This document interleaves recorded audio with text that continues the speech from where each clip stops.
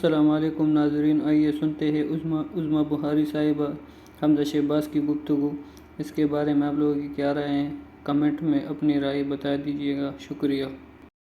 तो आप सियासी थ्रेट नहीं देख रहे, मुझे आपकी बातों से लग रहा है। ये सरप्राइज़ आपको कोई रेस्टलेस नाइट्स नहीं देगा, आप सुकून में। देखिए, मैं अल्लाह से डरकर कहता हूँ, अब जो इमरान साहब की पोजीशन है ना, उस पर तरस आता है। भरे जलसों में मैं तुम्हें देख लूँगा, यानी मुल्क का वज़ीर-ए-आज़म जो है वो ऐसे करके कहता है मैं तुम्हें देख लूँगा। जब पार्लियामेंट के अंदर कहता है, यूरोपियन यूनियन कहता है कि मैं अपना जो है तुम्हारी बात क्यों मानूं, किसी को एब्सोल्युटली नॉट कहता है। मुझे आप बताएं, आपका एक बड़ा रिच एक्सपीरियंस है अपना जर्नलिज्म का, क्या ये सफारतकारी है? यानी पाकिस्तान ने तजारत करनी है, पाकिस्तान ने हर मुल्क के साथ अच्छे ताल्लुकात उस्तवार करने हैं, ट्रेड के आपके अपना जो है रिलेशंस हैं, और आप बड़े जलसे में अपना जो है करें। And we will talk about that Hamza साहब, मगर एक आम इंसान की गैरत का जज्बात जो है ना वो ठाटे मार रहा है इन बातों पे भी। So as a strategy I will talk about this, आपसे बात करूंगी। मगर एज ऑफ राइट नाउ आप कह रहे हैं कि आपको कोई टेंशन नहीं है, ये कोई सरप्राइज जो कह रहे हैं ऐसा सरप्राइज दूंगा। सरप्राइज इन्होंने नहीं देना,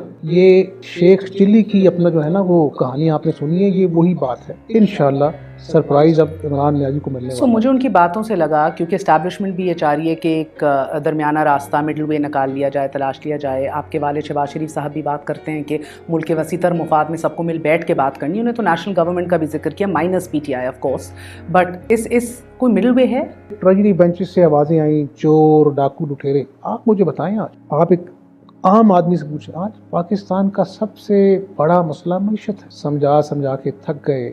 इन्होंने कहा मैं NRO नहीं दूंगा, मैं NRO नहीं दूंगा, मैं इनको जेलों में डालूंगा। मैं आज पाकिस्तानी कौम को पूछना चाहता हूँ, इस आदमी ने खोदा पहाड़ निकला चूहा। हमजा साहब, यही जज्बा आपकी क़यादत का जरदारी साहब के खिलाफ होता था कि घसीटेंगे, पेट फाड़ेंगे और हिसाब देगा, और चोरों डाकुओं का राजा है अली बाबा 40 चोर, वो सब भुला दिया? या ये बुग़्ज़ इमरान में वो कहते हैं सब इकट्ठे हो गए? हमने सबक सीखे, गलतियां इंसान करता है, अगर गलतियों से सबक सीखकर इंसान अपनी तस्हीह कर ले तो वो कामयाब इंसान है। अब आप मुझे ये बताएं, जो आदमी अपने जलसों में कहे कि मैं इनको देख लूँगा, ये मेरी बंदूक के निशाने पर है शहबाज शरीफ, ये जरदारी मेरी बंदूक के निशाने पर है। यार जुबान तो आप देखें, तो ये तो इश्तियाल अंगेजी खुद फैला रहे हैं खान साहब। और मैं आपको बता दूं, मजबूर किया इन्होंने आपको, मजबूर भी किया है, और अब ये मसूफ कह रहे हैं जी कि मैं अवाम के पास जाऊंगा। ये हाल है इमरान नियाज़ी साहब का, और काबिल तरस है।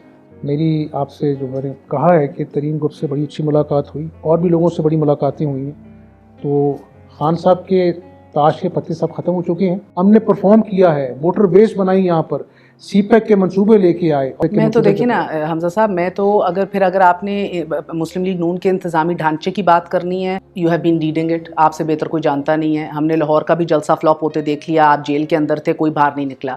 ये मैं आपको कह रही हूँ, हम लोगों ने ये तज्जिया भी दिया। एग्जैक्टली 1 साल पहले मरीम नवाज शरीफ साहिबा ने बाहर आकर कहा था, मेरे वालिद ने इसको रिजेक्ट कर दिया है कि हम सिलेक्टर्स की सियासत नहीं खेलेंगे, हम अपने असूलों को सैक्रिफाइस नहीं करेंगे। तो सर आज असूल भी सैक्रिफाइस हो गए, सिलेक्टर्स की सियासत भी खेली जा रही है। वही तो पूरा खाका है जिसका 1 साल पहले मरीम साहिबा ऐलान कर रही थी। यही पूरा खाका आपके लिए नाकाबिले कबूल था, नवाज शरीफ साहब के लिए आज काबिले कबूल है। एग्जैक्टली 1 साल पहले लोटे नाकाबिले कबूल थे। आपकी लीडरशिप कहती थी कि ये इनकी जगह तो बाथरूम में है, इनको दरिया बहा जाए, इनको वोट ना डालना। आज लोटे भी इकट्ठे किए जा रहे हैं। एग्जैक्टली 1 साल पहले जो बेज़मीर थे वो आज बाज़मीर हैं। एग्जैक्टली 1 साल पहले जो चोर डाकू थे वो आज ऑनरेबल हैं। सो ये इस्टेब्लिशमेंट का ही रास्ता फिर है। जो सियासत में ना उतार चढ़ाव आते हैं, तो शायद साल पहले हम समझते थे कि इट्स टू अर्ली, आज वक्त आ गया है कि लोग कहते हैं कि इसको निकालो। आज इस्टेब्लिशमेंट ऑन बोर्ड है आपके साथ? इस्टेब्लिशमेंट मेहर बीबी, इमरान नियाज़ी ने ठेका नहीं लिया कि इस्टेब्लिशमेंट उसकी है।